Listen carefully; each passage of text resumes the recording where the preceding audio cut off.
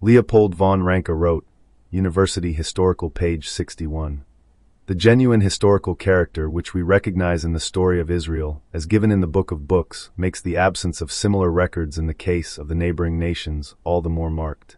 There is extant an ethnographical document, the so-called List of Nations, which perhaps does not really belong to the very early times to which it is assigned, but which enables us to conceive the way in which Israel figured to itself the human race and its several nationalities, probably in the time of the Judges or of Samuel. Those who are familiar with the content of this Substack already know that Israel, according to Porphyry, cited by Eusebius, was a Phoenician name for Chronos. Citations are included in the members' portion of this article, which is time, reckoned by the sun. The Phoenician Empire thrived from 1500 to 300 BC. This means all the stories related to Israel as a geographical location are much younger than 300 BC. Even if authentic, the Babylonian system cannot be older, given that Israel is mentioned as a geographical location in cuneiform inscriptions. Ranke entertains the status quo narrative that all nations appear as equal, free, and akin to one another though their common ancestor Noah. He brings up the Phoenicians, IB, pages 61-62. In the other direction, through the voyages of the Phoenicians, they had become acquainted, at least by hearsay, with the lands of the Caucasus and the coasts of the Mediterranean.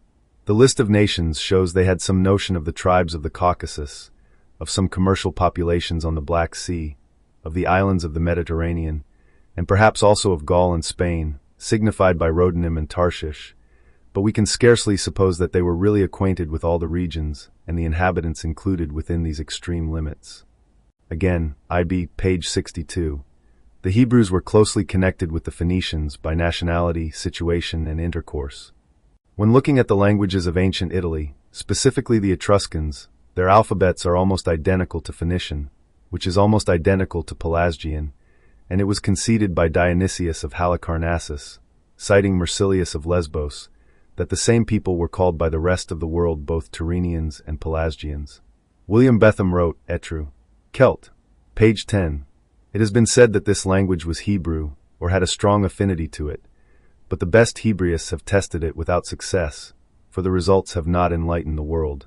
The few existing translations through the Hebrew are scarcely vouched by their authors.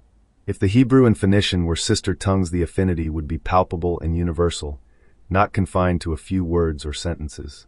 The Hebrew has been preserved without change with the greatest care and anxiety, and therefore ought to be found identical, if at all akin to the Phoenician.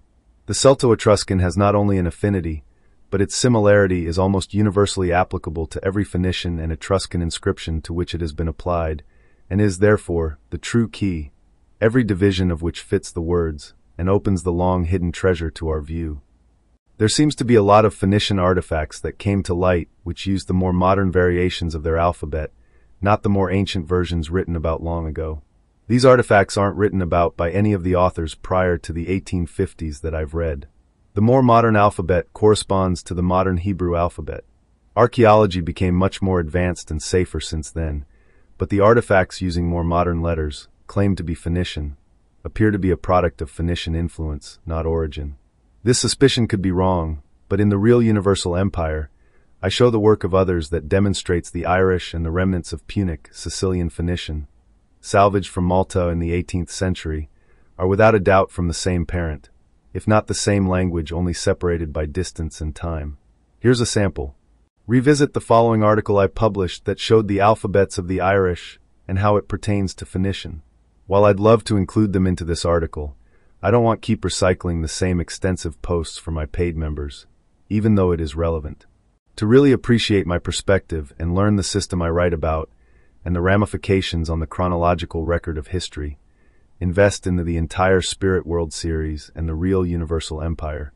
For those who don't like to read, download the Substack app to your phone and have it narrate each article. That way you can listen while driving or working. Become a member to access the rest of this article.